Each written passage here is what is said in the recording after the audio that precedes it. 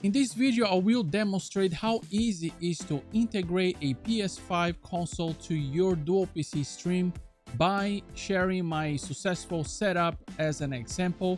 So stay tuned for a step-by-step tutorial on how to do yourself right after this. Greetings and welcome to another video on our channel. So prior to demonstrate how I add the PS5 console to my dual PC stream, I would like to invite you to check out this video right here, which I showcase my dual stream PC, how it is right now. Because in this video, I'm going to use that setup which I'm currently using to add the PS5 console to your dual PC stream using the capture card and a GoXLR.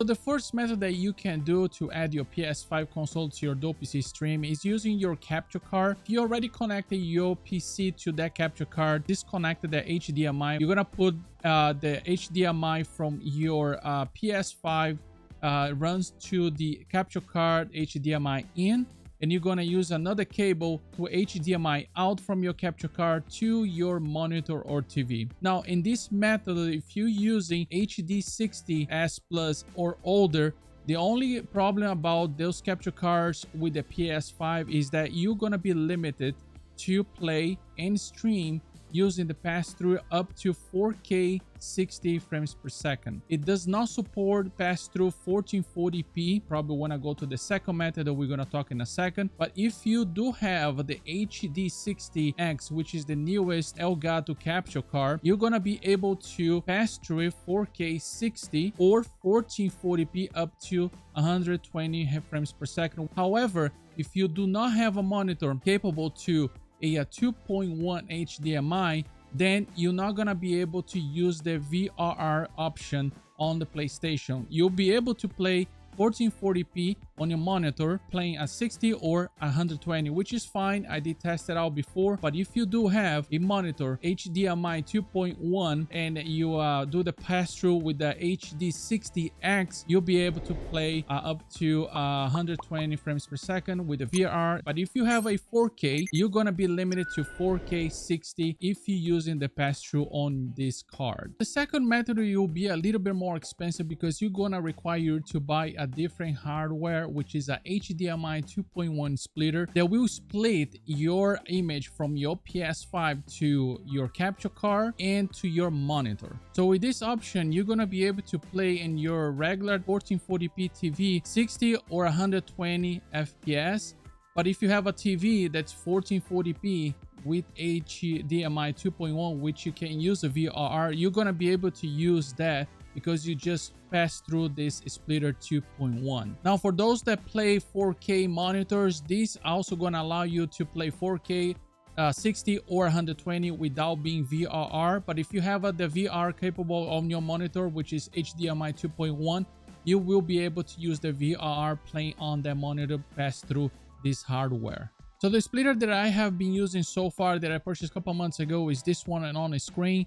I've been purchased this splitter for probably a little bit more than $100 US dollars. Right now it's going for 144 US dollars, a little bit more expensive than a couple months ago, but it did allow me to do those things that I explained. But I'm gonna go here and explain all the inputs. This is how you're going to connect your cables, how you're gonna connect it to your dual PC stream. So over here we have this part right here on the top that is the front of it. So what you're going to do is you're gonna connect your PS5 console HDMI that runs through your PS5 to the HDMI in the back of this hardware, and then it's gonna have a 2 HDMI out. One is going to be to your monitor, which is gonna be this one right here. They say AKCEC. This is where you're gonna connect it. Another HDMI. If you use the HDMI 2.1 monitor, make sure you got HDMI 2.1 run through this output to your monitor or TV. This one right here, it does not need to be 2.1 HDMI. It can be a Dell one come out with your capture card. You're just gonna connect it right here and going connected to the HDMI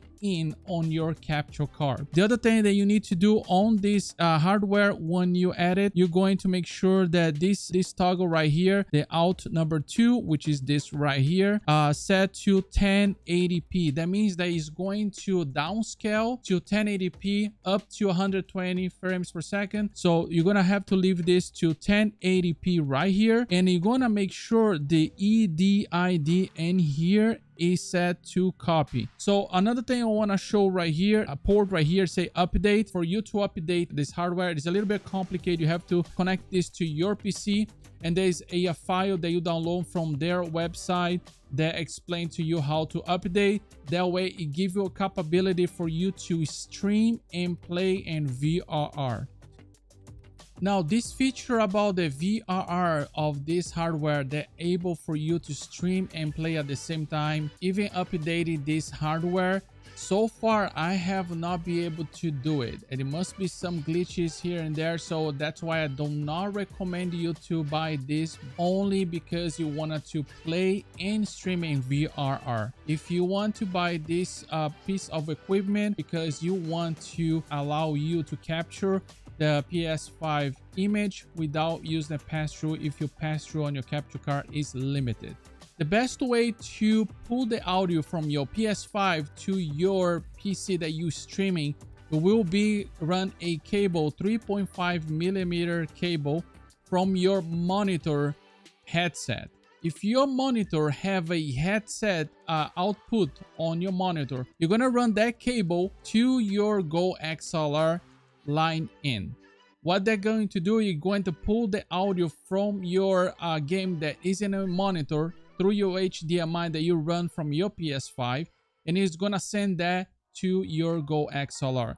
And then in a GoXLR, you go ahead and add this as one of the channels as a line in. This is how you pull it up, the audio from your PS5. But now you'll be asking, well, I already using the line in from my gaming PC. But to resolve that situation, to unplug and plug it in, the GoXLR have a optical audio input in there, which you could use in a PS4, because the PS4 had a output optical audio out, and the PS5 does not have it.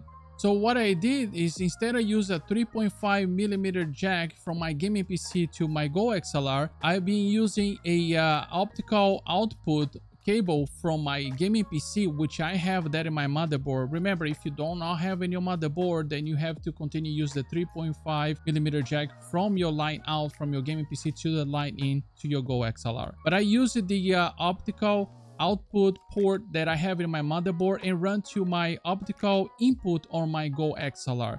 That way I have a dead line separate from my gaming PC and the 3.5 millimeter line in my GoXLR exclusive for my PS5.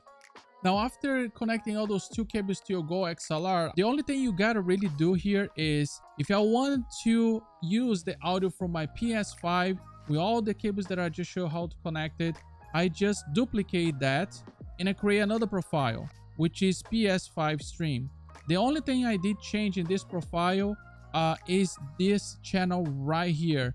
This channel, the PC streaming, it was capture the audio from my gaming PC, but now I change this right here, this here, to line in. If you go into channel 4 right down here, I choose line in because it's coming from the PS5.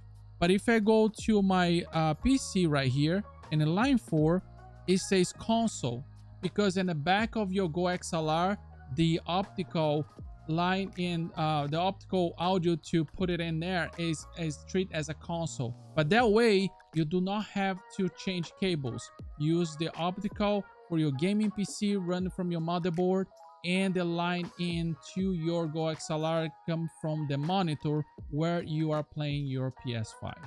And the last thing I want to show you here that you need to do it as well, if you're using the exactly or similar setup that I'm using, and if you are using Sonar on your gaming PC, and here, if you're going to Sonar, I'm gonna show you, if you're going to Sonar right here, and you're going to your outputs right here on your game, okay, over here, usually if you have the line in from your motherboard to your GoXLR and you change it to the optical output, you're going to have to choose Realtek. In case of my motherboard, digital output is the optical audio from your motherboard. So that's the only thing you're gonna have to change here as a default for game, so that way it captures and sends to your GoXLR. So I hope this video was able to help you adding your PS5 to your dual PC stream. I really appreciate you stick around all the way to the end of this video, and I'll see you on the next one.